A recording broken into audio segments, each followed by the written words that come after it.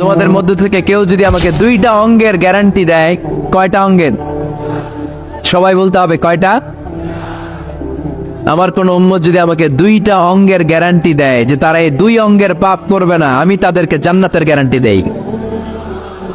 1 নম্বরে মা বাইনা লিহাইহি, 2 চোয়ালের মাঝখানে যা থাকে মানে জিহ্বা। আমার কোন উম্মত যদি আমার গ্যারান্টি দেয় জিহ্বা দিয়ে কোনো মিথ্যা বলবে না, কাউরে বাজে কথা বলবে না, ঠাট্টা বিদ্রুপ করবে না, জিহ্বা দিয়ে যে পাপ কাজগুলো হয় এগুলো করবে না, আর 2 রানের মাঝখানে যে অংশ আছে লজ্জাস্থান, এই 2টা অঙ্গের গ্যারান্টি যদি আমার কোন উম্মত আমারে দেয়, আমি আমার ওই উম্মতকে জান্নাতের গ্যারান্টি দিয়ে দেব। কারো ঘরে অনুমতি না নিয়ে ঢুকা কবিরা গুনাহ। কি গুনাহ? আমরা এগুলোর ইসলাম মনে করি না, আমরা ম্যানার জানি না, আমরা সোশ্যাল নর্মস জানি না। আমরা মনে করি নামাজ, রোজা, হজ, যাকাত, জিকির এগুলাই ইসলাম, ঠিক কিনা? ধরাবাঁধা ইসলাম হিন্দু ধর্মের মতো গদবাঁধা কোনো ধর্ম নয়। আমাদের মসজিদ এটা গির্জা, প্যাগোডা, সিনাগোগ আর গুরুদুয়ারার মতো যে কোনো ইবাদতগাহ নয়। আমাদের মসজিদগুলো আমাদের সামাজিক ঐক্যের কেন্দ্রবিন্দু। আমাদের ইসলাম হচ্ছে আমাদের জীবন চালানোর মেথোডোলজি। কেমন করে এই লাইফটা সুন্দর হবে, স্মুথ হবে, তার সব নির্দেশনা কোরআনের ভেতরে আছে না নাই? এজন্য বিশ্বনবী বললেন, খবরদার কারো ঘরে যাওয়ার আগে সালাম দাও, পাশাপাশি অনুমতি চাও। এক সাহাবী দাঁড়িয়ে বললেন, ইয়া রাসূলুল্লাহ, ইয়া হাবিবাল্লাহ, আমার ঘরে আমরা কেবল 2 জন থাকি, 2টা ঘর। এক ঘরে থাকে আমার আম্মা, আরেক ঘরে থাকে আমি। আফাস্তাযিনু আলা উম্মি, আমি কি আমার মায়ের ঘরে ঢোকার আগে অনুমতি নেওয়া লাগবে নাকি? নবী, হ্যাঁ, 2টা রুম আমার ঘরে, এক রুমে আমি, আরেক রুমে আমার মা। আফাস্তাযিনু আলা উম্মি, আমার মায়ের ঘরে যাওয়ার আগে অনুমতি নেওয়া লাগবে? আনা খাদিমুহা, আমি তো তার খেদমত করি, মায়ের ঘরে যাইতে অনুমতি লাগবে? বিশ্বনবী বললেন, নাম ইস্তাযিন আলাইহা, হ্যাঁ অবশ্যই মায়ের ঘরে ঢোকার আগে অনুমতি নিয়ে ঢুকবা। সুবহানাল্লাহ পড়বেন না? সাহাবী বললেন, ইয়া রাসূলুল্লাহ, তিনি তো আমার মা, অনুমতি লাগবে কেন? বিশ্বনবী বললেন, আতুহিব্বু আন তারাহা উরিয়ানাতান, ও সাহাবী, তুমি কি তোমার মাকে উলঙ্গ দেখতে পছন্দ করো নাকি? সাহাবী বললেন, না, কশিন কালেও নয়, আমি কখনো আমার মারে উলঙ্গ অবস্থায় দেখতে পছন্দ করব না। বিশ্বনবী বললেন, তাহলে অবশ্যই অনুমতি নিয়ে ঢুকবা। যদি মারে উলঙ্গ দেখতে মনে না চায় তাহলে ঢুকবা, কারণ ঘরের ভিতরে কে কখন কোন পরিস্থিতিতে থাকে তার কোনো হিসাব আছে। এজন্য সালাম দিবেন, নক করবেন, অনুমতি চাইবেন, তখন নিজেকে নিজে ভিতরে যারা আছে, মহিলা হোক পুরুষ হোক, সামলে নিবে, গুছিয়ে নিবে, তারপরে আপনাকে ঢুকার ব্যবস্থা করে দিবে, ঠিক কিনা? তাহলে মায়ের ঘরে ঢুকতে হলে যদি অনুমতি লাগে, তাহলে বোনের ঘরে ঢোকার আগে অনুমতির দরকার আছে না নাই? আমার পাশের ঘর হচ্ছে আমার ভাইয়ের ঘর, ভাইয়ের ঘরে ঢোকার আগে অনুমতির দরকার আছে না নাই? কাজিন, চাচাতো বোন, খালাতো বোন, চাচাতো ভাই, খালাতো ভাই, পাশের ঘরের ভাবি, পাশের বাড়ির মানুষ, এদের ঘরে ঢোকার আগে অনুমতির প্রয়োজন আছে না নাই? খবরদার, খবরদার, এটা কবিরা গুনাহ। This is my first message to the people of Feni tonight. আজ রাতে ফেনীবাসীদের কাছে আমার প্রথম মেসেজ হচ্ছে, কারো ঘরে যাওয়ার আগে অ্যাপয়েন্টমেন্ট নিয়ে যাব। কখন তার সাথে দেখা করব, আগে অ্যাপয়েন্টমেন্ট নিয়ে যাব, তারপরে যে দরজার বাইরে দাঁড়িয়ে পারমিশন চাইবো, মানে অনুমতি নিব, তারপরে সালাম দিব, এরপরে ঘরে ঢুকবো। পারা যাবে? ইনশাআল্লাহ পড়তে পারবেন না আওয়াজ করে? আজকে আলোচনার বিষয় হচ্ছে সূরাতুল হুজুরাত। সূরার নাম কি? হুজুরাত। এটা মাদানী সূরা। কি সূরা? এটা কোরআনের 49 নম্বর সূরা। কত নম্বর সূরা? এই সূরায় মোট আয়াত আছে 18টি। কয়টি? এবার আমি প্রশ্ন করব, উত্তর দেন। এই সূরায় মোট আয়াত সংখ্যা কয়টি? 18টি। এটি কোরআনের কততম সূরা? 49তম সূরা। আর সূরাটা মাক্কি সূরা। কি সূরা? মাদানী সূরা। এই সূরাটাকে বলা হয় সামাজিক রীতিনীতির সূরা। সোশ্যাল নর্ম শেখানো হয়েছে এই সূরায়। কেমন করে সমাজের শান্তি, শৃঙ্খলার ভারসাম্য অক্ষুণ্ণ থাকবে সে ব্যাপারে এই সূরাতে আল্লাহ তাআলা কিছু দিক নির্দেশনা দিয়েছেন। আমাদের সমাজের ভারসাম্য ঠিক নাই, শান্তি নাই, সুশৃঙ্খলা নাই, শুধু মারামারি, জিঘাংসা, কিলাকিলি, হিংসা, বিদ্বেষ, বিশৃঙ্খলা। এই হিংসা, বিদ্বেষ, বিশৃঙ্খলা, মারামারির বিপরীতে সমাজের সাম্য, ভ্রাতৃত্ব, ভালোবাসা, সুশৃঙ্খলা আর ভারসাম্য কিভাবে অক্ষুণ্ণ রাখা যায়, সেজন্য আল্লাহ তাআলা এই সূরার ভেতরে 10টা গাইডলাইন দিয়েছেন। কয়টা? সবাই বলতে হবে কয়টা? 10টা। প্রথম গাইডলাইন হচ্ছে আল্লাহ তাআলা বলছেন, খবরদার যারা বিশ্বাসী বলে নিজেদেরকে দাবি করো, আল্লাহ আল্লাহর রাসূলের নিয়মের বা আইনের উপর দিয়ে টপকে যেও না। আল্লাহ আল্লাহ রাসূল যেটা বলেছে এটাই ফাইনাল, ঠিক কি না? রব্বুল আলামিন বলেন, ইয়া আইয়ুহাল্লাযীনা আমানু লা তুকদ্দিমু বাইনা ইয়াদাইল্লাহি ওয়া রাসূলিহি ওয়াত্তাকুল্লাহ ইন্নাল্লাহা সামিউন আলীম। পড়েন সুবহানাল্লাহ। আল্লাহ বললেন, যারা বিশ্বাসী বলে দাবি করো, খবরদার আল্লাহর দেয়া বিধান আর আমার নবীর দেয়া বিধান, এই বিধানগুলাই ফাইনাল। এই ফাইনাল কথার পরে মুমিনের কোনো কথা থাকতে পারে? আল্লাহ যেটা বলেছে, আল্লাহ রাসূল যেটা বলেছে সেটাই ফাইনাল। আওয়াজ করে বলতে হবে, সেটা কি? এটা ফাইনাল। এরপর আর নতুন কোনো কথা নাই। যখনই বলা হবে আল্লাহ বলেছে, রাসূল বলেছে, আমরা বলবো আমান্না, সামি'না ওয়া আতা'না, আমরা শুনলাম, মানলাম, বিশ্বাস করলাম, আমাদের পক্ষ থেকে আর দ্বিতীয় কোনো কথা নাই, ঠিক কি না? এজন্য আল্লাহ বললেন, খবরদার আমি আর আমার রাসূল যেটা দিয়েছি সেটাই ফাইনাল। অতিরিক্ত বুঝতে যেও না, ওভার স্মার্ট সাজতে যেও না, আমি আল্লাহর দেয়া নবীর দেয়া বিধানের সামনে অ্যাডভান্স হতে যেও না, কারণ আমি আল্লাহ আর আমার রাসূল যেই নিয়ম দিয়েছি সেটাই ফাইনাল, সেটাতেই বরকত। কোন মুমিন বান্দা বান্দীদের কাছে যখন আল্লাহ আর আল্লাহ রাসূলের কথা বলা হয়, তাদের কাছে এটাই ফাইনাল, ঠিক কি না? ওমা কানা লিমুমিনিন ওয়ালা মুমিনাতিন ইযা কাদাল্লাহু ওয়া রাসূলুহু আমরান আইয়াকুনা লাহুমুল খিয়ারাতু মিন আমরিহিম। মুমিন নরনারীর কাছে যখন বলা হবে এটা আল্লাহর কথা, আল্লাহর রাসূলের কথা, এটাই ফাইনাল। এরপরে মুমিনের আর নতুন কোনো চয়েস থাকতে পারে? আল্লাহ বলেছে 5 ওয়াক্ত সালাত জামাতের সাথে আদায় করো, এটাই ফাইনাল, ঠিক কি না? আল্লাহ বলেছেন, চুরি করলে চোরের হাত কেটে দাও।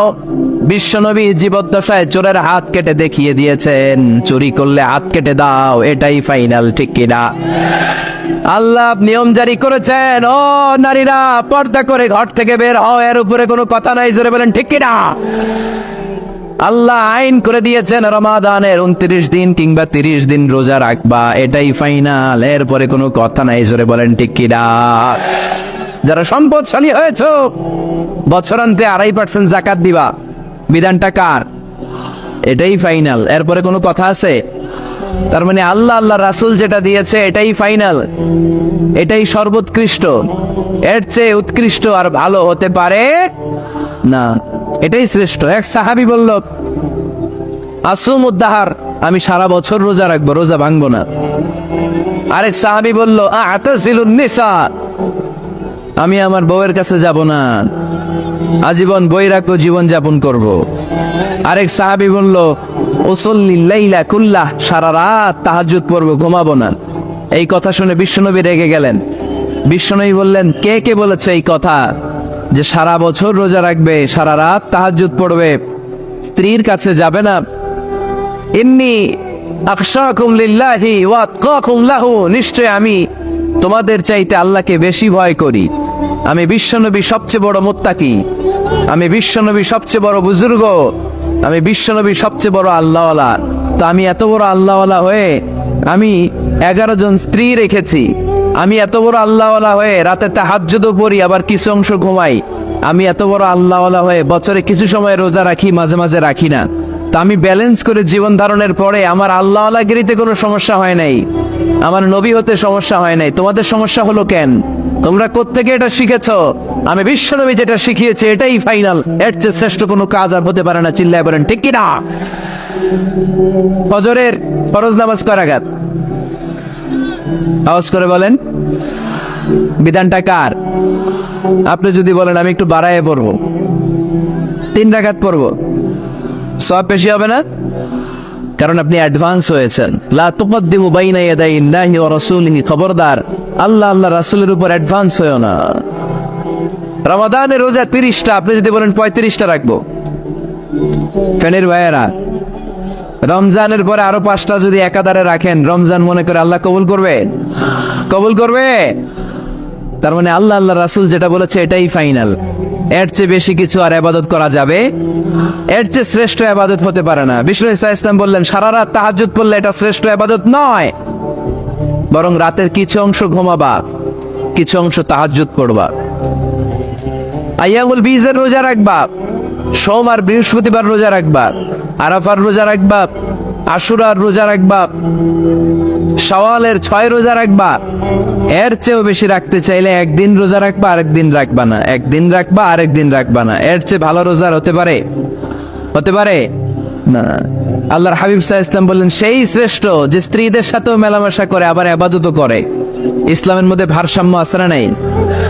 তাহলে বোঝা গেল আল্লাহর হাবিব সাল্লাল্লাহু আলাইহি ওয়াসাল্লাম আল্লাহর সবচেয়ে কাছের, তিনি সবচেয়ে বড় মুত্তাকি। ফেনীবাসী আওয়াজ করে বলেন তো, আমার নবীর চাইতে বড় মুত্তাকি হওয়া যাবে? আমার নবীর চাইতে বড় আল্লাহওয়ালা হওয়া যাবে? নামাজ কেমন করে পড়তে হয় এটা নবী শিখায় গিয়েছেন, এর চেয়ে বেশি কিছু করা যাবে? জিকির কেমন করে করতে হয় এটা বিশ্বনবী শিখিয়ে গিয়েছেন কি জান নাই? বিশ্বনবীর শিখানো পন্থার বাইরে নতুন পন্থায় জিকির করা যাবে? তাহলে আল্লাহ এবং আল্লাহ রাসূল যা শিখিয়েছে এটাই ফাইনাল। আল্লাহ আল্লাহ রাসূলের কথার উপরে আমরা দ্বিতীয় কোনো কথা বলতে চাই না। এটা হচ্ছে 1 নম্বর গাইডলাইন। সমাজে যদি শান্তি আনতে চান এই গাইডলাইন মানতে হবে। বিশ্বাসীদের জন্য 2 নম্বর গাইডলাইন হচ্ছে লা তারফাউ আসওয়াতাকুম ফাওকা সাওতিন নবী। খবরদার ওই বিশ্বাসীরা, নবীর কণ্ঠের চাইতে যেন তোমাদের কণ্ঠ উঁচু হয়ে না যায়। আপনারা কথা শুনতেছেন? মনোযোগ আছে না গেছে? বনু তামিম গোত্রের নেতা কে হবে? আল্লাহর হাবিব সাল্লাল্লাহু আলাইহি ওয়াসাল্লাম পরামর্শ করছিলেন। সাইয়েদনা আবু বকর বললেন, আমার মতামত হচ্ছে এই লোকটা নেতা হলে ভালো হয়, যোগ্য লোক। ওমর ফারুক বললেন, না, উনি না।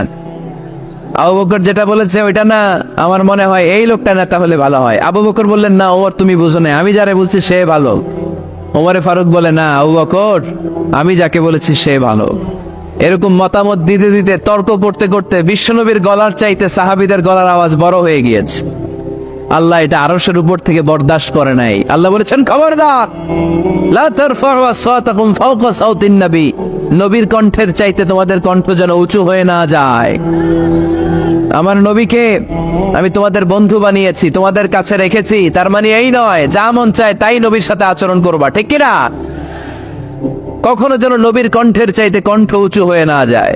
যদি নবীর গলার আওয়াজের চাইতে তোমাদের গলার আওয়াজ উঁচু হয়ে যায়, তোমাদের জীবনের সব নেক আমলগুলোকে আমি বাতিল করে দেব। আল্লাহ ধমক দিয়ে বললেন, খবরদার, ইয়া আইয়ুহাল্লাযীনা আমানু লা তারফাউ আসওয়াতাকুম ফাওকা সাওতিন নবী ولا تجهروا له بالقول كجهر بعضكم لبعض أن تحبط أعمالكم وأنتم لا تشعرون বলেন সুবহানাল্লাহ। আল্লাহ বললেন, খবরদার, আমার নবীর কণ্ঠের চাইতে যেন তোমাদের কণ্ঠ উঁচু হয়ে না যায়। আমার হাবিবের কণ্ঠের চাইতে তোমাদের কণ্ঠ যদি উঁচু হয়ে যায়, বেয়াদবি হয়ে যাবে, ফলে তোমাদের সব নেক আমল বাতিল করে দিবে কে? এই আয়াত নাজিল হওয়ার পরে সাহাবারা কেউ বিশ্বনবীর সামনে এসে বড় গলায় কথা বলে না, আস্তে আস্তে বলে। কেমনে বলে? ওমরে ফারুক এই আয়াত শুনে এত ভয় পেলেন, তিনি বিশ্বনবীর কাছে কোনো কথা নিয়ে আসলে ফিস ফিস করে বলতেন। বিশ্বনবী শুনতে পেতেন না, বলতেন, এই ওমর কি বলছো, বুঝি নাই, জোরে বলো। ওমরে ফারুক সাউন্ড বাড়িয়ে জোরে বলতেন। বিশ্বনবী বলতেন, এই কি বলেছো, এদিকে আসো, জোরে বলো, আমি শুনতে পাচ্ছি না, ওমর আরো জোরে বলো। ওমরে ফারুক আবার একটু সাউন্ড বাড়িয়ে আবার বলতে আরম্ভ করতেন। বিশ্বনবী বলতেন, আমি শুনতে পাচ্ছি না, জোরে বলো। সুবহানাল্লাহ পড়েন। ভয়ে আন তাহবাতা আমালুকুম ওয়া আনতুম লা তাশউরুন। খবরদার, নবীর কণ্ঠের চাইতে যদি কণ্ঠ উঁচু হয়ে যায়, সব নেক আমল বাতিল করে দিবে কে? আপনারা যারা হজ উমরা করেছেন, হজ আর উমরা করতে পেরেছেন কারা কারা দেখি? মাশাআল্লাহ। যারা করতে পারি নাই আমরা, আমাদেরকেও যেন আল্লাহ তাআলা তৌফিক দান করে, আমরা পড়ি আমিন। আমরা যেন কাবার চারপাশে তাওয়াফ করতে পারি, সাফা মারওয়ায় যেন সাই করতে পারি, আল্লাহর হাবিব সাল্লাল্লাহু আলাইহি ইসলামের কবরের সামনে দাঁড়িয়ে যেন আমরা সালাতু সালাম পাঠ করতে পারি। আওয়াজ করে পড়তে হবে আমিন। বিশ্বনবী সাল্লাল্লাহু আলাইহি ইসলামের কবরের উপরে এই আয়াতটা লেখা, যে আয়াত নিয়ে আমি এখন আপনাদের সামনে আলোচনা করছি। লা তারফাউ আসওয়াতাকুম ফাওকা সাওতিন নবী। দেখছেন না আজি সাহেবরা, দেখে আসছেন না? আপনি যখন মসজিদে নববীতে নামাজ পড়বেন, আল্লাহর হাবিব সাল্লাল্লাহু আলাইহি ইসলামের কবর জিয়ারতের জন্য যখন রওনা হবেন, সর্বপ্রথম বাম দিকে পড়বে রাউদাতুম মিন রিয়াদিল জান্নাহ। এই জায়গাটা হলো দুনিয়ার বুকে জান্নাতের বাগান সমূহ থেকে একটা বাগান। আপনি হাঁটতে থাকবেন, হাঁটতে হাঁটতে রাউদাতুম মিন রিয়াদিল জান্নাহ পার হওয়ার পরে বাম দিকে পড়বে বিশ্বনবীর কবর। বিশ্বনবীর কবরের সামনে দাঁড়িয়ে কোনো উম্মত সহ্য করতে পারে নাকি? ধৈর্য ধারণ করতে পারে নাকি? আজীবন যেই নবীর কথা শুনলাম, আজীবন যেই নবীর হাদিস চর্চা করলাম, আজীবন যেই নবীর ভালোবাসা হৃদয়ের মধ্যে ধারণ করলাম, ওই নবী নাকি এই জায়গায় শোয়া, ওই নবী নাকি এখানে শুয়ে আছে, এটা কল্পনা করলে কোনো উম্মত ধৈর্য ধারণ করতে পারে? কলিজাটা ছিঁড়ে খান খান হয়ে যায়, চিৎকার দিয়ে নবীরে ডাক দিতে মনে চায়, কিন্তু আল্লাহ বলেছেন খবরদার, কবরের উপরে এই আয়াতটা লেখা, লা তারফাউ আসওয়াতাকুম ফাওকা সাওতিন নবী। খবরদার, এটা নবীর দরবার, এখানে বড় গলায় চিৎকার চেঁচামেচি করে কোনো আওয়াজ করা যায় না। চিল্লায় বলেন ঠিক কি না? এজন্য আল্লাহ বললেন, লা তারফাউ আসওয়াতাকুম ফাওকা সাওতিন নবী। খবরদার, নবীর কণ্ঠের চাইতে যেন কণ্ঠ উঁচু হয়ে না যায়। এই আয়াতের হুকুম আল্লাহর হাবিব সাল্লাল্লাহু আলাইহি ইসলামের জীবদ্দশা অবস্থায় যেমন ছিল, ঠিক এখনো এটারে বলবৎ রেখেছে কে? তাই ওইখানে আল্লাহর হাবিব সাল্লাল্লাহু আলাইহি ইসলামের কবরের সামনে বুক ফেটে কান্না আসে, আমার নবী, আমার পেয়ারা নবী এখানে, পেয়ারা রাসূল শুয়ে আছে, এটা জেনেও আমি চিৎকার দিতে পারি না, আমি হই হুল্লোড় করতে পারি না, আমি লাফাতে পারি না, আমি শুধু চোখের পানি ছেড়ে আমার নবীরে সালাম পাঠাতে পারি। ঠিক কিনা? এই আয়াতের হুকুম শুধু নবীর ক্ষেত্রেই প্রযোজ্য নয়, আব্বা আম্মার ক্ষেত্রেও প্রযোজ্য। আব্বা আম্মার সামনে দাঁড়িয়ে বড় গলায় কথা বলা যাবে? উস্তাদ আল আসাতিজা যারা আমাদেরকে শিখিয়েছেন, তাদের সামনে বড় গলায় কথা বলা যাবে না। আধ্যাত্মিক গুরু, ইসলামী আন্দোলনের নেতা, ধর্মীয় নেতা, ওনাদের সামনেও চোখ রাঙিয়ে কথা বলা যাবে না। চিল্লায় বলেন ঠিক কিনা? লা তারফাউ আসওয়াতাকুম ফাওকা সাওতিন নবী। আদব নাই সমাজে, আদব নাই, এজন্য এত মহা সমস্যা। তাহলে প্রথম মেসেজ হচ্ছে আল্লাহ আল্লাহর হাবিব যা বলেছেন ওইটাই ফাইনাল, ওইটার উপরে কোনো কথা আছে? দ্বিতীয় মেসেজ হচ্ছে নবীর দরবারে দাঁড়িয়ে বড় গলায় কথা বলা যাবে। 3 নম্বরে আল্লাহ বললেন, ইয়া আইয়ুহাল্লাযীনা আমানু ইন জাআকুম ফাসিকুম বিনাবাইন ফাতাবায়ানু। ও বিশ্বাসীরা, ও ঈমানদার বান্দারা, তোমাদের সামনে যদি কোনো পাপাচারী, কোনো ফাসিক যদি কোনো খবর নিয়ে আসে, খবরটা বিশ্বাস করার আগে যাচাই করে নিও। ফাতাবায়ানু ইয়ানি ফাতাসাব্বাতু আন সিহহাতিল খবর। খবরটা সঠিক কিনা যাচাই করার দরকার আছে না নাই? ইযা জাআকুম ফাসিকুম বিনাবাইন ফাতাবায়ানু। ফেনীবাসী মনোযোগ দিয়ে শুনেন, কেউ যদি কোনো তথ্য নিয়ে আসে, খবর নিয়ে আসে, শুনেই হুট করে বিশ্বাস করা যাবে না। ফেসবুকে প্রায় বিভিন্ন ফেক নিউজ আছে না নাই? রুমর, গুজব আছে না নাই? আমি তখন মালয়েশিয়া, হঠাৎ করে দেখলাম নিউজের মধ্যে অনেকে স্ট্যাটাস দিতে শুরু করেছে যে পেঁয়াজের মতো লবণেরও দাম বেড়ে গেছে। এটা কি সত্য নিউজ না গুজব? জোরে বলেন। গুজব। আসলে কি লবণের দাম বাড়ছিল? বাড়ে নাই, কিন্তু না জেনেই অনেকে শেয়ার দিচ্ছে। এজন্য ফেসবুকে কোনো নিউজ যদি আপনি দেখতে পান, শুনতে পান, verify, justify the news whether it's true or wrong. Check, make a cross check and double check regarding the authenticity of the report. এই রিপোর্টটা সঠিক কিনা ভেরিফাই করবেন আগে, তারপরে শেয়ার মারবেন। অনেকে আছে সিলে কান নিয়ে গেছে, শুইনা সিলের পিছনে দৌড়। আগে কি সিলের পিছনে দৌড়াবেন নাকি কানে হাত দিবেন? নিউজ একটা দেখলেই শেয়ার দেয়া যাবে? কি করবেন? যাচাই করবেন।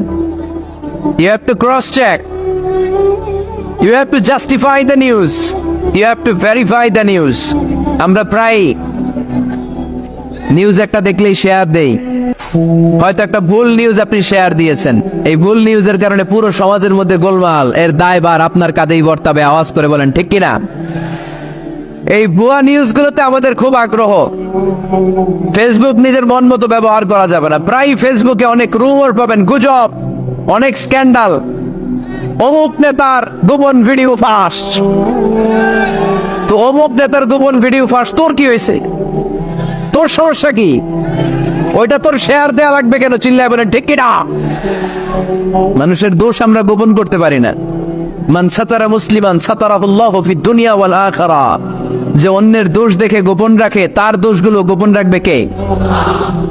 ওমান কাশাফা মুসলিমান কাশাফাহুল্লাহু ফিদ দুনিয়া ওয়াল আখিরা। যে অন্যের গোপন বিষয় প্রকাশ করে দেয়, ওর গোমরও কিয়ামতের ময়দানে ফাঁস করে দিবে কে? আপনি 10 জনের সামনে অন্যের গোপন বিষয় ফাঁস করবেন, আল্লাহ লাখো মানুষের সামনে আপনার ল্যাংটা করে ছেড়ে দিবে। লক্ষ মানুষের সামনে আপনার গোমর ফাঁস করে দিবে। জন্য খবরদার, অন্যের পিছনে লেগে থাকেন না, অন্যের দোষ খুঁজেন না, দোষ খুঁজবেন নিজের। ইন জাআকুম ফাসিকুম বিনাবাইন ফাতাবায়ানু। মুমিন কোন তথ্য, কোন সংবাদ, কোন রিপোর্ট কিংবা নিউজ শুনলেই বিশ্বাস করে না। মুমিন আগে এটাকে যাচাই করে, বাছাই করে, জাস্টিফাই করে, ভেরিফাই করে, তারপরে সে বিশ্বাস করে। ঠিক কিনা? আল্লাহর হাবিব সাল্লাল্লাহু আলাইহি ওয়াসাল্লাম বনুল মুস্তালিকের যুদ্ধে জয়লাভ করলেন। হারিস ইবনে মিরার বনুল মুস্তালিকের নেতা। শুনতেছেন আপনারা? কষ্ট হচ্ছে?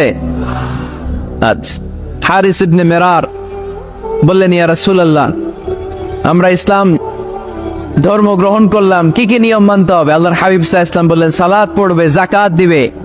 উনি বললেন, তাহলে যাকাত নেন। আল্লাহর হাবিব বললেন, না, এই তো মাত্র কালিমা পড়ে মুসলমান হলে হালানিল হাউল, 1 বছর অতিক্রান্ত হওয়ার পরে যাকাত দিবে। আল্লাহর হাবিব সাল্লাল্লাহু আলাইহি ওয়াসাল্লাম মদিনায় ফিরে আসলেন। 1 বছর পর আল ওয়ালিদ ইবনে উকবা রাদিয়াল্লাহু তাআলা আনহুকে পাঠালেন, যাও বনুল মুস্তালিকের 1 বছর পূর্ণ হয়েছে, যাকাতের সম্পদ নিয়ে আস। এইদিকে হারিস ইবনে মিরার যাকাতের সম্পদ নিয়ে, সৈন্যবাহিনী নিয়ে, নবীর দূত আসবে যাকাত কালেকশনের জন্য, ওনার জন্য মেহমানদারিতে কোনো ঘাটতি না হয়, ওয়েল রিসেপশন দেওয়ার জন্য এলাকা থেকে বের হয়ে মরুভূমির সামনে দলবল নিয়ে দাঁড়িয়ে। ওয়ালিদ ইবনে উকবা যখন যাকাতের সম্পদ কালেক্ট করার জন্য বনুল মুস্তালিকের দিকে যেতে শুরু করেছে, এলাকায় ঢোকার আগেই দেখে বনুল মুস্তালিকের লোকেরা ঘোড়সাওয়ার বাহিনী দাঁড়ায় আছে। এই দৃশ্য দেখে ওয়ালিদ ইবনে উকবা মনে করেছে বনুল মুস্তালিক মনে হয় তাকে হত্যা করার জন্য দাঁড়িয়ে রয়েছে। আসলে কি হত্যার জন্য দাঁড়ায় আছে? কি জন্য দাঁড়ায় আছে? ওয়েলকামিং রিসেপশন দেওয়ার জন্য। উনি ভয় পেয়ে অ্যাবাউট টার্ন, তথ্য যাচাই না করে মনে করছে আমারে মারবে, ধরবে, about turn, return back to Medina. মদিনায় চলে গেলেন, যে বলে, ইয়া রাসূলুল্লাহ, বনুল মুস্তালিক যাকাত দেওয়া তো দূরের কথা, এগুলো তো সব কাফের হয়ে গেছে। ইয়া রাসূলুল্লাহ, ওরা তো মনে হয় কাফের হয়ে গিয়েছে, যাকাত প্রদান করা তো দূরের কথা, মারার জন্য সৈন্যবাহিনী নিয়ে অ্যাটাক করেছে। বিশ্বনবী রেগে গেলেন। খালিদ বিন ওয়ালিদের নেতৃত্বে 1000 সৈন্যবাহিনী পাঠিয়ে বললেন, যাও বনুল মুস্তালিক অ্যাটাক করো, বনুল মুস্তালিকে অভিযান চালাও। আল্লাহ বললেন, নবী অভিযান পরে চালান। ইন জাআকুম ফাসিকুম বিনাবাইন ফাতাবায়ানু। সুবহানাল্লাহ পড়েন। নবী অভিযান পরে চালান। তথ্য যে নিয়ে আসছে ওয়ালিদ, এটা সত্য কিনা আগে যাচাই করেন। সে যে তথ্য আপনাকে সরবরাহ করেছে, এই তথ্য সঠিক নয়, সে ভুয়া তথ্য দিয়েছে, সে ভুল বুঝেছে, এখানে মিস আন্ডারস্ট্যান্ডিং হয়েছে। আপনি 1000 সৈন্যবাহিনী পাঠাবেন না। আপনার 1000 সৈন্যবাহিনী যে যদি বনুল মুস্তালিককে অ্যাটাক করে, তাহলে এই অ্যাটাকে কোনো ক্ষয়ক্ষতি হলে সবটার দায়ভার আপনার কাঁধেই বর্তাবে। চিল্লায় বলেন ঠিক কিনা? আমার নবীকে শিখানোর মাধ্যমে আল্লাহ তাআলা আমাদেরকে শিখা যাবে না। আগে যাচাই বাছাই করার দরকার আছে না নাই? আচ্ছা, আপনার বন্ধু এসে বলল, আরে দোস্ত তুমি এইখানে, ভাবিরে তো দেখলাম বাজারে আরেক লোকের সাথে ঘুরতেছ। আপনি রেগে মেগে আগুন, অফিস থেকে বাসায় যায় বউরে কিল, আইজো মায়ের কাইলো মায়ের, এরকম হতে পারে না? আপনার বন্ধু হয়তো আপনার ওয়াইফের মতো আরেকজন মহিলাকে দেখেছে, এটা হতে পারে কি পারে না? আপনার ওয়াইফকে জিজ্ঞেস করেন নাই, ক্রস চেক করেন নাই, না করে আপনি ঝগড়া মারামারি শুরু করে দিয়েছেন। এই ছোট্ট ঝগড়া থেকে বিচ্ছেদের দিকে, ডিভোর্সের দিকেও যেতে পারে, এরকম আছে না নাই? এরকম অনেক বুড়ি বুড়ি কেস আমাদের কাছে আছে। নিউজ যাচাই না করে, গুজব আর রুমর যাচাই না করে সিদ্ধান্ত নিয়েছে, পরে মাথার মধ্যে চাপড়ায়, নিজের কপালে নিজে চাপড়ায়, এরকম আছে না নাই? তাহলে আল্লাহ তাআলার দেয়া 3 নাম্বার গাইডলাইন হচ্ছে, কোন তথ্য শুনেই বিশ্বাস করা যাবে না, আগে যাচাই করতে হবে। আওয়াজ করে বলেন, আগে কি করতে হবে? যাচাই করতে হবে। যাচাই বাছাই ছাড়া আজ থেকে ফেসবুকে আমরা আর কোন নিউজ শেয়ার দিবেন? মনে থাকবে? আরে এগুলাই তো জরুরি ওয়াজ। কবরের ওয়াজ তো অনেক শুনছি, জান্নাত জাহান্নামের ভয় আর জান্নাতের নাজ নেয়ামত তো অনেক শুনেছি। সমাজটারে শান্তিপূর্ণ ভারসাম্যপূর্ণ করার দরকার আছে না নাই? খবর শুনে আমরা বিশ্বাস করি, যাচাই না করে আমরা বলে বেড়াই না। যাচাই না করে, নিশ্চিত না হয়ে আজ থেকে কোনো নিউজ আমরা ফেসবুকে শেয়ার দিব না। 4 নম্বরে আল্লাহ বললেন, 4 নম্বর গাইডলাইন আল্লাহ দিলেন, ইয়া আইয়ুহাল্লাযীনা আমানু লা ইয়াসখার কওমুম মিন কওম। খবরদার আমার বিশ্বাসী বান্দারা, আমার ইমানদার বান্দারা, কেউ কোনোদিন কাউরে ঠাট্টা বিদ্রূপ করে না। সুবহানাল্লাহ পড়েন। মুমিন বান্দা কাউকে ঠাট্টা করতে পারে, বিদ্রূপ করতে পারে না। আমাদের জিহ্বা আছে বলে আমরা যা ইচ্ছা তাই বলতে পারি, কথা বলেন না কেন? আমাদের কান আছে বলে কান দিয়ে আমরা যা মনে চাই তাই শুনতে পারি। যেন কানে শুনি সদা তোমার কালাম, এ খোদা চোখে যেন দেখি শুধু কোরআনের আয়াত। শোনো আমার মুনাজাত, শোনো শোনো ইয়া ইলাহি আমার মুনাজাত, শোনো আমার মুনাজাত। সবাই আওয়াজ করে পড়েন আমিন। লা ইয়াসখার কওমুন মিন কওম। মুমিন বান্দা কখনো অন্য কাউকে ঠাট্টা করবে না। আমার কোনো ভাই মনে কষ্ট পায়, এরকম কোনো ঠাট্টা বিদ্রূপ খোঁচা মেরে পুক মেরে কথা বলা যাবে না। এটা তার চেহারা নিয়ে না, তার পেশা নিয়ে না, তার বংশ নিয়ে না, তার পরিবার নিয়ে না। তার বাবা চুরি করেছে, আমি কি বলতে পারবো তুই চোরের ঘরের চোর? বলে কি বলে না? কেউ একটু মোটা হইলে কয় তুই মোটুর ঘরের মোটু, চোখে কম দেখলে কেউ তুই কানার ঘরের কানা। আছে না নাই? না না, স্টপ, থামেন, অনেক হয়েছে। আর না, এগুলো বলা যাবে না। কারো আকৃতি নিয়ে খোটা দেয়া, ঠাট্টা করা, এটা স্বয়ং আল্লাহর সাথে ঠাট্টা করার শামিল, ঠিক কিনা? কারো নাক যদি ছোট হয়, এরে কয় বোচা, তোর নাক বোচা। ফেরিতে আপনারা কি বলেন? হ্যাঁ, তো এই যে যার নাক বোচা হয়েছে, ও কি নিজে বানাইছে? যার নাক খাড়া, এটা বানাইছে কে? যে কালো, বানাইছে কে? সাদা শুভ্র, বানাইছে কে? তার মানে কারো আকৃতি নিয়ে যদি আপনি ঠাট্টা করেন, স্বয়ং আল্লাহর সাথে ঠাট্টা করলেন। কারণ কেউ কারো চেহারা বানানোর দায়িত্ব পায় নাই। মাতৃগর্ভে থাকতেই আমাদের চেহারার আকৃতিগুলো দান করেছে কে? হুয়াল্লাযী ইউসাউইরুকুম ফিল আরহামি কাইফা ইয়াশা লা ইলাহা ইল্লা হুয়াল আজিজুল হাকীম। তিনি এমন সত্তা, তোমরা যখন তোমাদের মায়ের পেটের ভেতরে ছোট্ট একটা ভ্রূণ কণা ছিলা, তখনই তোমাদের চেহারার আকৃতি দিয়েছে কে? মায়ের পেটে থাকতেই কে ছেলে হবে, কে মেয়ে হবে, কে সুশ্রী হবে, কে শ্যামলা হবে, কার নাক লম্বা হবে, কারটা খাটো হবে, এগুলো ফিক্স করে রেখেছে কে? এজন্য কখনো কারো চেহারা, কারো আকৃতি নিয়ে ঠাট্টা বিদ্রূপ করা যাবে না। কারণ এই চেহারা আমরা বানাই নাই, বানাইছে কে? প্রত্যেককে যদি আল্লাহ তাআলা প্রত্যেকের নিজের চেহারা ডিজাইন দেওয়ার সুযোগ দিত, তাহলে আমরা আমাদের চেহারা কি এরকম বানাইতাম? কি করতাম?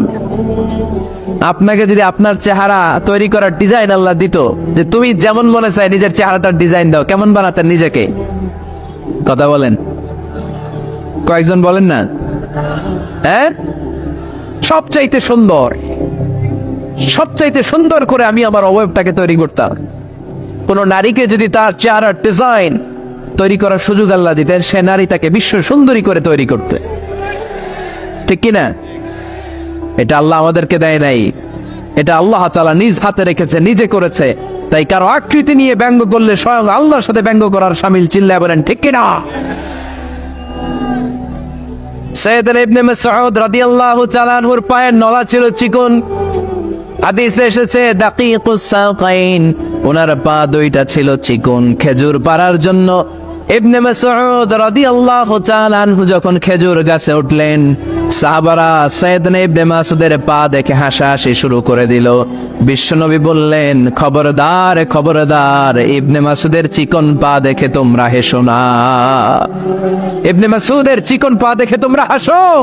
কিয়ামতের ময়দানে ইবনে মাসউদের এই চিকন পা গুলো যদি মিজানের পাল্লায় রেখে দেওয়া হয়, এই পা দুইটার ওজন উহুদ পাহাড়ের চেয়ে ওজনওয়ালা হয়ে যাবে।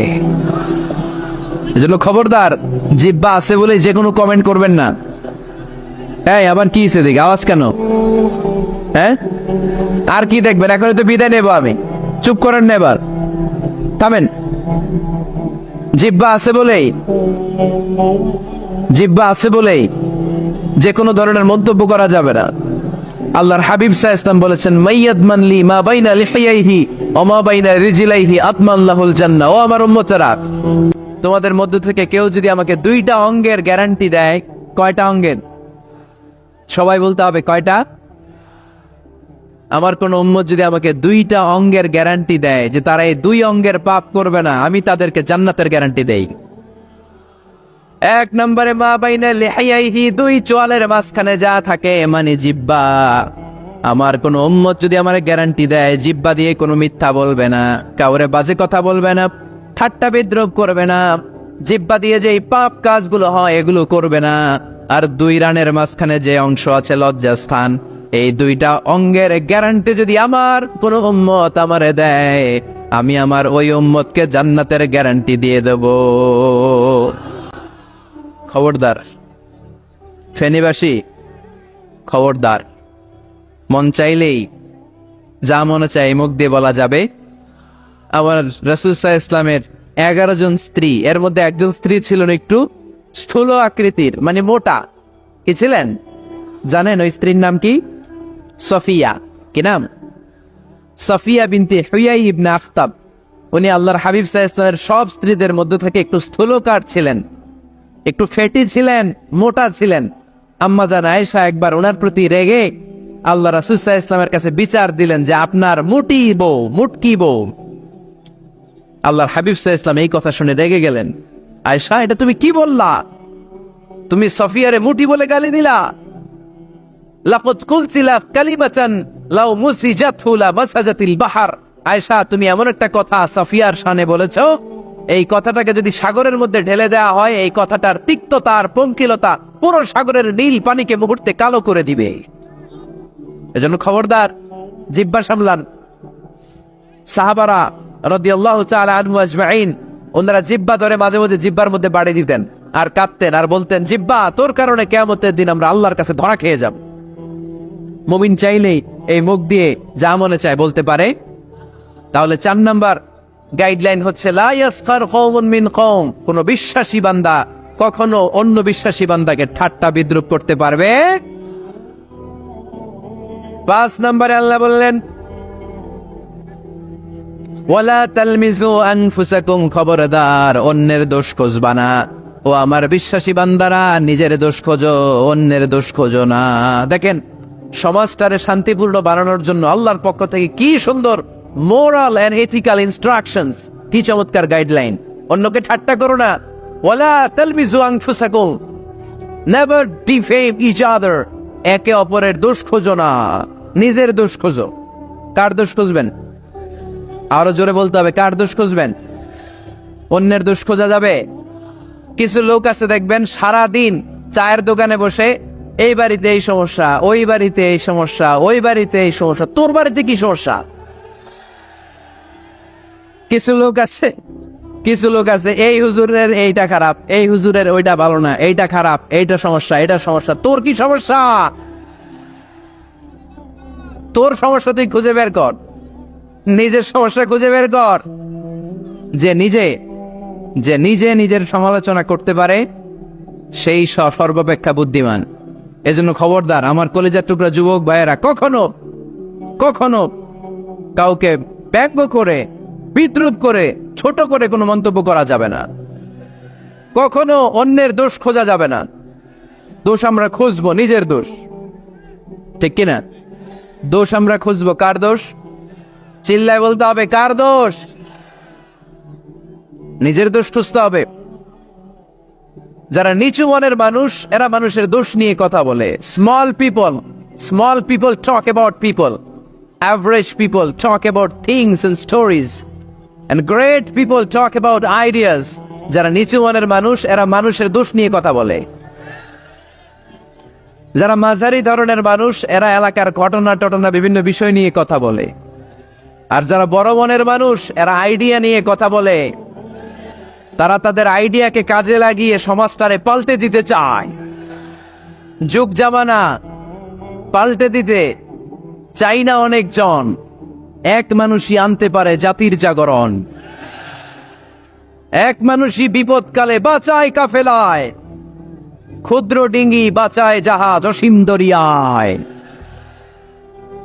এজন্য নিজেকে শুধরাতে হবে। ওয়ালা তালমিজু আনফুসাকুম, অন্যের দোষ খোঁজো না, নিজের দোষ খোঁজো। তাহলে ফেনীবাসীরা, এই হোক আমাদের স্লোগান, আমরা নিজেদের দোষ খুঁজবো বেশি, অন্য কারো দোষ কখনো খুঁজবো। আপনি নিজে ঠিক হয়ে যান, দুনিয়া এমনি ঠিক হয়ে যাবে। নিজে ঠিক তো দুনিয়া ঠিক। নিজেকে শুধরান। অন্যের দোষ দেখে তো আমার লাভ নাই। ও কি করছে এটা ও জবাব দিবে। আমি কি করেছি আল্লাহর সুপ্রিম কোর্টের কাঠ গড়ায় সেদিন আমাকে জবাব দিতে হবে। চিল্লায় বলো ঠিক কিনা?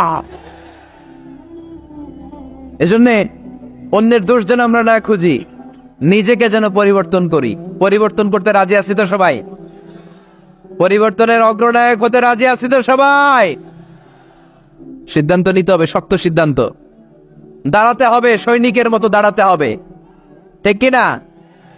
আধারে ভয় পেও না, আলো আছে আড়ালে, অন্ধকার পালিয়ে যাবে তুমি উঠে দাঁড়ালে। নিজেকে দাঁড়াতে হবে, নিজের সাথে নিজের শক্ত বোঝাপড়া করতে হবে। অন্যের দোষ খোঁজার সময় আমাদের নাই। চিল্লায় বলো ঠিক কিনা? দোষ খোঁজা যাবে না, নিজের দোষ নিজের আমরা খুঁজবো। বসেন বসেন। কি ঢুকছে এখানে? হ্যাঁ, কারেন্টের শক করছে। সাপ, সাপ ও আওয়াজ শুনতে আসে।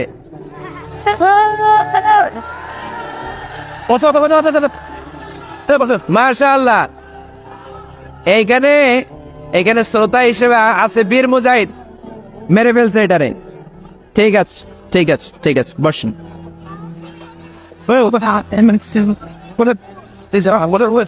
এখনো কথা বাকি, বসেন। একটা আওয়াজ হবে না, একটা আওয়াজ হবে না। আবার আওয়াজ হয় এখানে। তাহলে ফেনীর ভাইয়েরা, অন্যের দোষ খুঁজবো না, নিজের দোষ খোঁজা যাবে? যাবে যাবে। ক্লান্ত হয়ে গেছেন? কষ্ট হচ্ছে? তারপরে 7 নম্বরে আল্লাহ বললেন, ওয়ালা তানাবাজু বিল আলকাব, ওয়ালা তানাবাজু বিল আলকাব। এই ছেলেরা, এই আমি এখনই উঠে যাব, বিদায় নিচ্ছি। বসো, বসেন ভাই, বসেন। এগুলো অনেক জরুরি কথা, মনোযোগ দিয়ে শুনেন। ওয়ালা তানাবাজু বিল আলকাব, মানুষকে মন্দ নামে ডেকো না। আমরা অনেকের নাম চেঞ্জ করে ডাকি, আছে না নাই? না, আমার কলিজার টুকরা ফেনীর ভাইয়েরা, আজ থেকে কখনো কারো নাম চেঞ্জ করে আমরা ডাকবো না। যে নামে তাকে ডাকলে সে খুশি, আমরা ওই নামে ডাকবো। পারবো তো? কারণ প্রত্যেকের নামটা প্রত্যেকের কাছে বড্ড দামি, প্রত্যেকের নামটা প্রত্যেকের কাছে বড্ড প্রিয়। আপনার নাম কি? লিটন ভাই, মাউল হক লিটন ভাই। আপনার কাছে মনে হইতে পারে, আরে লিটন একটা নাম হইলো, তো কত আছে আমাদের এলাকায়। না, এলাকায় অনেক আছে ঠিক, কিন্তু লিটন ভাইয়ের কাছে লিটন নামটা খুব আদরের, যত্নের, ঠিক কিনা? আমার নাম কি? আমার নাম মিজান। আরে মিজান একটা নাম হইলো নাকি? কত নাম আছে মিজান, এলাকার সিপাই বৈরাস। এটা ঠিক, অনেক নাম আছে মিজান নামে, কিন্তু যেহেতু এটা আমার নাম, আমার কাছে এই নামটা বড় দরদের, বড় যত্নের, বড় আদরের। কারণ এই নামটা আমার পরিচয় বহন করে। ভাইয়ের নাম কি? স্বপন। স্বপন ভাই এলাকায় অনেক আছে না? তো সিম্পল একটা নাম, কিন্তু না, স্বপন মিয়াজি ভাইয়ের কাছে এটা সিম্পল না। এই নামটা ওনার কাছে বড় যত্নের। মানুষ তার নাম খুব পছন্দ করে, নিজের নামের। কারণ দেখবেন কাগজ আর কলম পাইলে সবাই নিজের নাম লেখে, খালি নিজের নামের সিগনেচার দেয়, আছে না নাই? এরপরে দেখবেন যে কক্সবাজারে গেলে সাগরের তীরে বালু পাইলেই বালুর মধ্যে নিজের নাম লেখে, আবার ওই নামের পাশ দিয়ে লাভও আঁকে, আছে না নাই? আমি অনেক দেখেছি, সাগর পারে গেলেই মানুষের মন উথাল পাতাল করে। তো সাগরের বালিতে নিজের নামটা বড় করে লেখে চারদিক দিয়ে লাভ, মানে এই নামটারে আমি লাভ করি। এটা প্রমাণ করে প্রত্যেকে নিজের নামটারে বড্ড বেশি ভালোবাসে, ঠিক কিনা? এজন্য ফেনীর সোনার টুকরারা, খবরদার বন্ধুরা, নিজেরা যেন একে অপরকে এমন নামে না ডাকি যে নাম শুনলে সে কষ্ট পায়। আজ থেকে কোনো বাজে নামে কাউরে ডাকা যাবে? আব্বা আম্মা আদর করে কত সুন্দর নাম রেখেছে, আবু বাকার, ওরে সবাই ডাকে বকইরা, কপাল পোড়া। আব্বা আম্মা নাম রেখেছে আবু ওয়াক্কাস, ওরে ডাকে আক্কাইচা। কত সুন্দর নাম আমার আল্লাহর নামের সাথে মিলিয়ে আব্দুল কুদ্দুস নাম রেখেছে, ওরে ডাকে কুদ্দুচ্চা। আছে না নাই? কবিরা গুনাহ করেছেন আপনি, কবিরা গুনাহ। It's not a simple deal, এটা সাধারণ কোনো ব্যাপার না, এগুলো সবগুলা কবিরা গুনাহ। কোনোদিন কাউকে ঠাট্টা বিদ্রুপ করে কিছু বলবো না, কখনো অন্যের দোষ খুঁজবো না, কারো নাম বিকৃত করে কোনোদিন কারো মনে কষ্ট দিব না, ঠিক কিনা?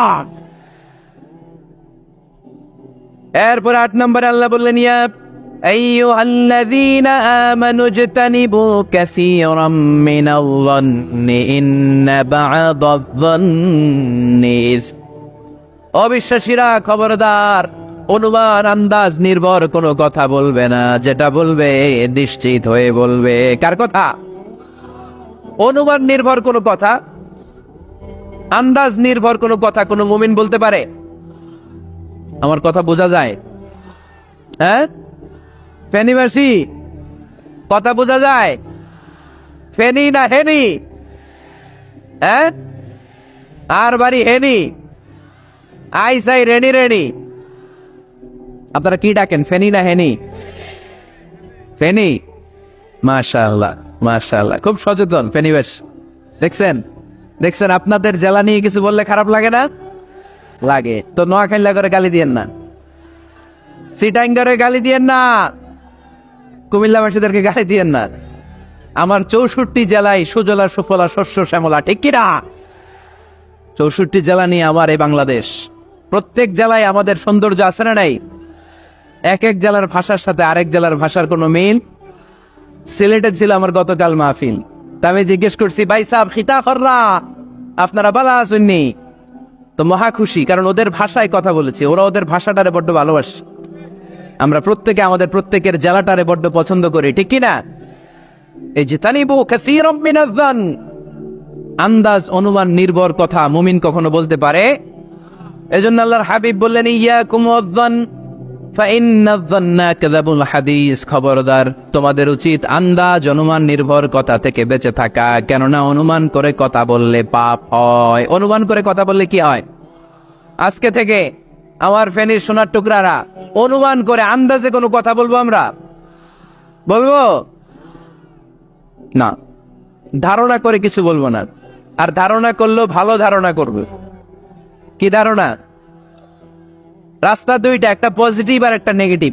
মুমিন পজিটিভ ধারণা করে, মুমিন কখনো নেগেটিভ ধারণা করে না। তাহলে কোন দিকে যাব, পজিটিভ না নেগেটিভ? আওয়াজ করে, পজিটিভ না নেগেটিভ?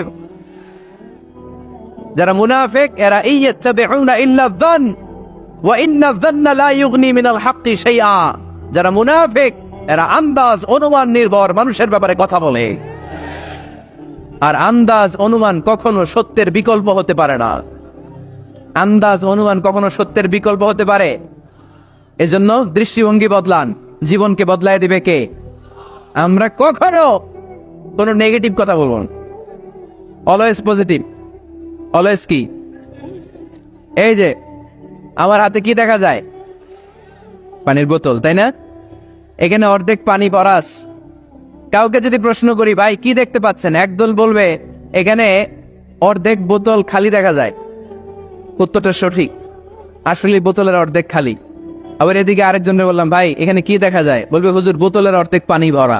এটাও সঠিক উত্তর। প্রথমটা ছিল নেগেটিভ উত্তর, দ্বিতীয়টা পজিটিভ উত্তর, ঠিক কিনা? যারা সবসময় নেগেটিভ চিন্তা করে এরা খালি জায়গাটা দেখছে যে পানি নাই, আর যারা সবসময় পজিটিভ চিন্তা করে এরা পানি যে ভর্তি অর্ধেক ওইটা দেখছে। আমরা নেগেটিভের দিকে যাব না, মুসলমান থাকবে সব সময় always positive, come back positive, not go back negative. চিল্লায় বলতে হবে, ঠিক কিনা?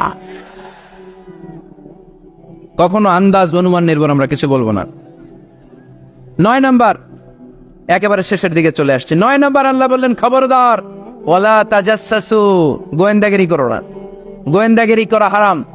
গভর্নমেন্ট যে গোয়েন্দা বিভাগ রেখেছে এটা না, এটা দেশের আইন শৃঙ্খলা বজায় রাখার জন্য এটা জরুরি।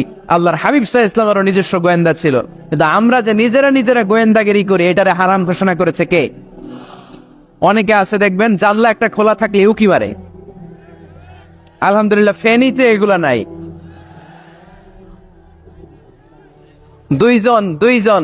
দুইজন ওদিকে কি যেন বলতেছে, উনি আড়ি পেতে কথা শুনে। আছে না নাই? ছিদ্র একটা থাকলে উকি মারে। আছে না নাই? খবরদার, ওয়ালা তাজাসসু, গোয়েন্দাগিরি করো না।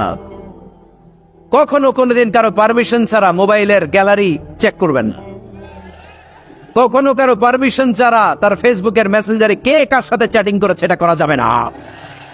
কখনো কারো পারমিশন ছাড়া তার মেইলের ইনবক্স খুলে দেখা যাবে না। কখনো কারো পারমিশন ছাড়া কারো ব্যক্তিগত চিঠি পড়া যাবে না।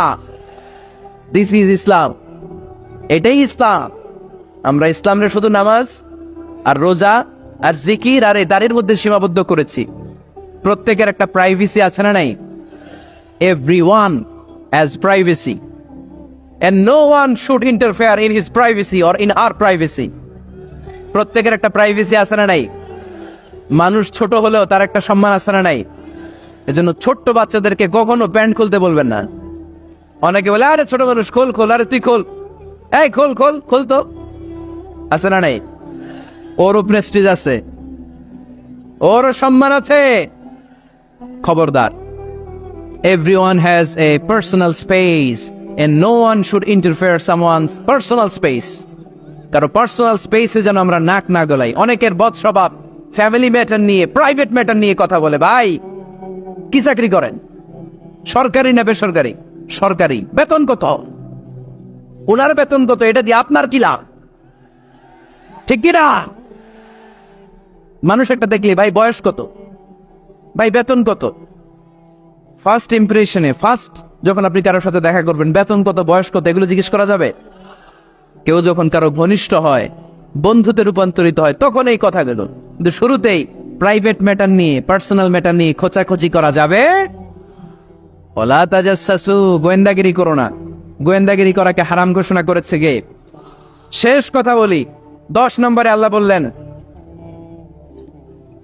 10 নম্বরে রব্বুল আলামিন বললেন ওয়ালা ইয়াগতাব বা'দুকুম বা'দা আইয়ুহিব্বু আহাদুকুম আইয়াকুলা লাহমা আখিহি মাইতান ফাকারিহতুম। খবরদার, কেউ কারো গীবত করো না। কি করো না? গীবত করো না। এই উঠতেছে কে? বসেন, এখনই কথা শেষ হবে, একসাথে উঠবো। বসেন, আমার দিকে তাকান, আওয়াজ বন্ধ করুন। একে অপরের গীবত করো না, ব্যাক বাইটিং, চুগল করি। আলহামদুলিল্লাহ ফেনীতে এগুলা নাই। চায়ের দোকানে বসে এর কথা ওর কানে, ওর কথা ওর কানে বইলা সমাজ একটা গিরিঙ্গি লাগায়। আসলে নেই?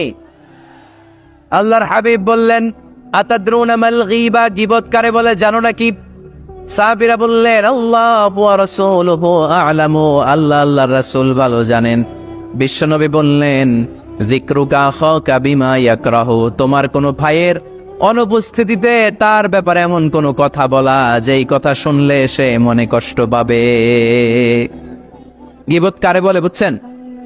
আপনার ভাইয়ের অনুপস্থিতিতে আপনার ভাইয়ের ব্যাপারে এমন কোন কথা বললেন যেটা শুনলে সে মনে কষ্ট পাবে। এক সাহাবী বললেন আফারাইতা ইন কানা ফি আখি মা আকুল, নবী আমি আমার ভাইয়ের ব্যাপারে যেটা বলছি এটা যদি সত্যিই হয়, তার মধ্যে যদি আসলেই এই সমস্যা থাকে, তাইলে আল্লাহর হাবিব বলেন, আরে তাইলেই তো গীবত। আর যদি তোমার ভাইয়ের মধ্যে এই দোষ না থাকে, বানায় বলো, তাহলে এটা গীবত না, গীবতের চেয়ে ভয়ঙ্কর। ফাকাত বাহাত্তাহু, এটার নাম বহতান আর মিথ্যা অপবাদ। চিল্লায় বলেন ঠিক কিনা? কোন মুমিন গীবত করতে পারে? গীবত করার মৃত ভাইয়ের পচা গোশত খাওয়ার সমান।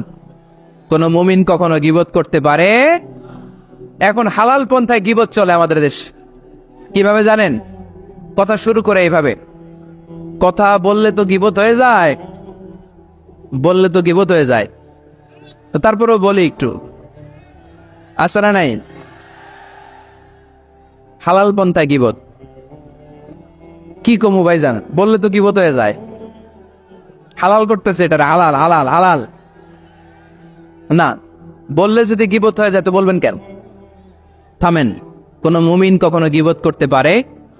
মেরাজের রাতে আল্লাহর হাবিব সাল্লাল্লাহু আলাইহি ওয়াসাল্লাম দেখলেন কিছু লোক লাহুম আযফারুন মিন নুহাস, তামার আগুন দিয়ে নখ বানানো, নখর ধারালো, ইয়াখদাশুনা বিহি ওয়ুজুহাহুম ওয়া সুদুরাহুম, তারা তাদের নখ দিয়ে জাহান্নামে নিজের গালের গোশতগুলো, বুকের গোশতগুলো ছিঁড়ে ছিঁড়ে খাচ্ছে।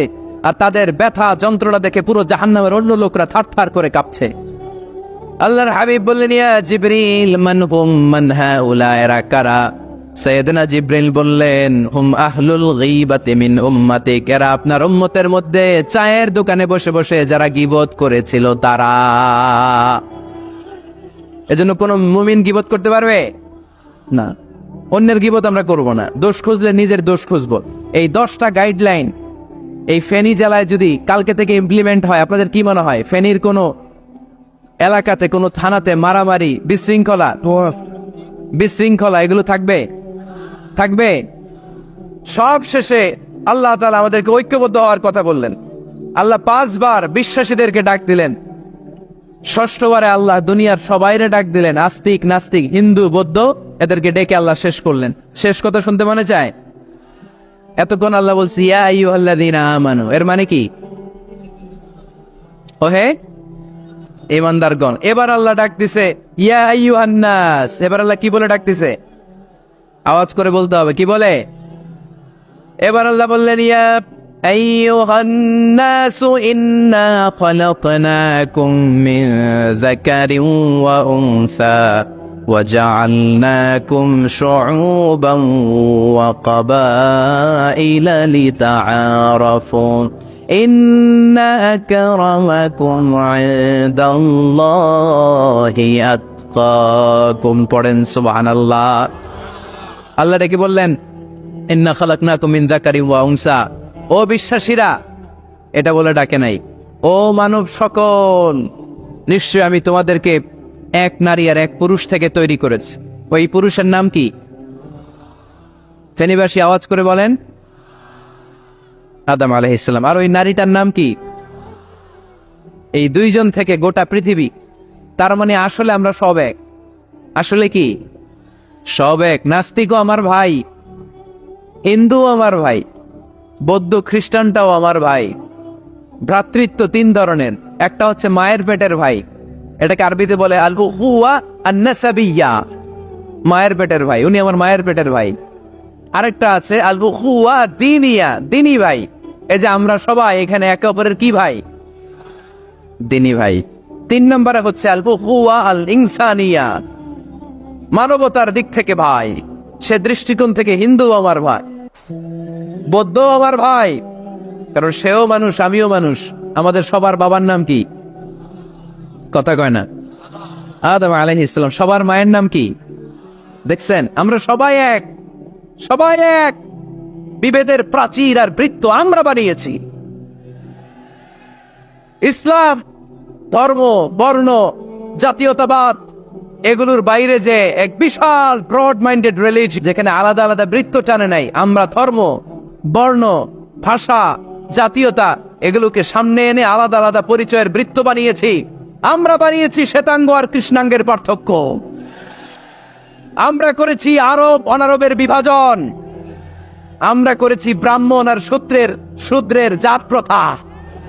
ইসলামে কোনো জাত প্রথা নাই, শ্বেতাঙ্গ কৃষ্ণাঙ্গের পার্থক্য নাই, প্রেসিডেন্ট কুলিওয়ালা ঠেলাওয়ালার কোনো পার্থক্য আল্লাহর সামনে নাই। চিল্লায় বলো ঠিক কিনা?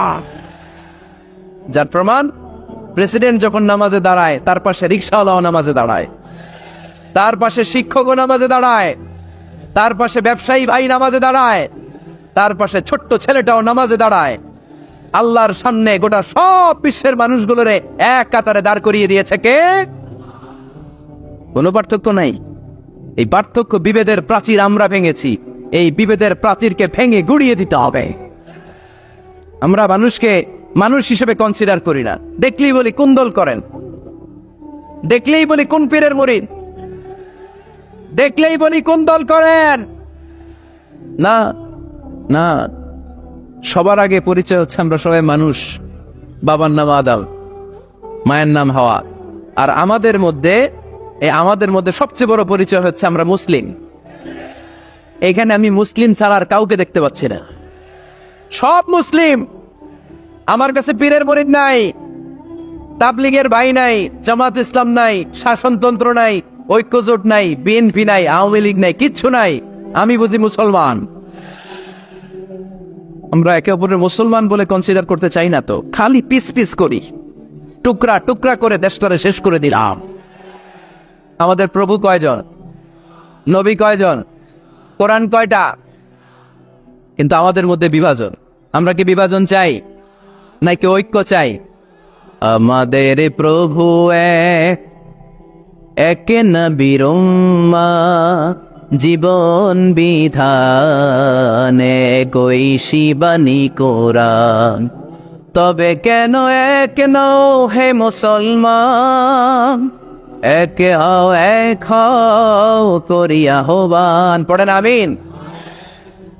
বাইতুল্লাহ এক, মদিনা শরীফ এক, ওহুদ পাহাড় এক, বদরের মাঠ এক। ঠিক কিনা? একটা তো জীবন আর মরণ যে একটাই, এক সাথে মিলে মিশে একটাই প্রাণ। তবে কেন এক নও হে মুসলমান, এক হও এক হও করিয়া আহ্বান। পড়েন আমিন। বিভেদের প্রাচীর আর দেয়ালকে ভেঙে দেওয়ার জন্য এই যুবক ছেলেগুলাই যথেষ্ট, ঠিক কিনা? আমার বাংলাদেশকে মাদক মুক্ত করার জন্য, ইফতেজিং মুক্ত করার জন্য, সুদ মুক্ত করার জন্য, যৌতুক মুক্ত করার জন্য আমার ফেনীর কলিজার টুকরা যুবকেরাই যথেষ্ট।